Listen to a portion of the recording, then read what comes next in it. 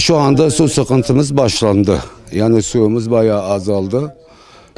İnşallah yağmurlar yağar. İlkbaharda inşallah yine bol suyu görürüz.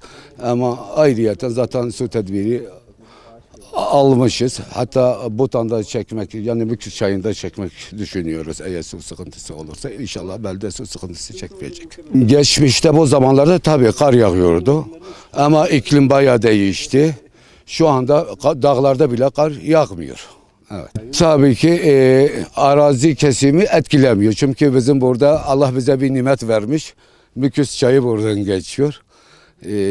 Su arazisi olarak etkilenmiyor ama içme suyu olarak etkileyebilir. Etkiledi de şu anda ama inşallah tedbirimizi almışız. Etkilemeyecek inşallah.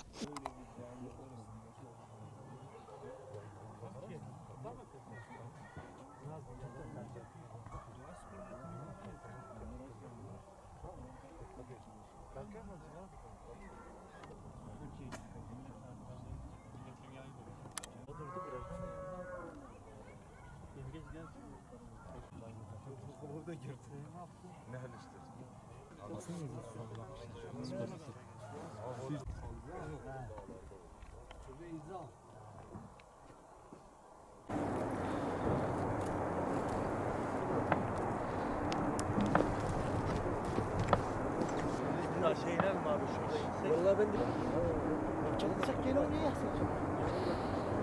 Sen de burası.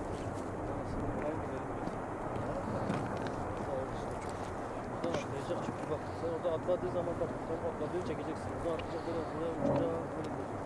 Nerede atlayacağım? Burada atlayacak böyle uçacak. En güzel yer bu. Biraz daha ileri gitsek olur mu? Gezer bak ben size söyleyeyim. Bu tarafa mı yoksa bu tarafa mı? Ben diyorum ki bunun alt tarafında var ya orada bir tane aşağıda bir tane burada bir tane orada.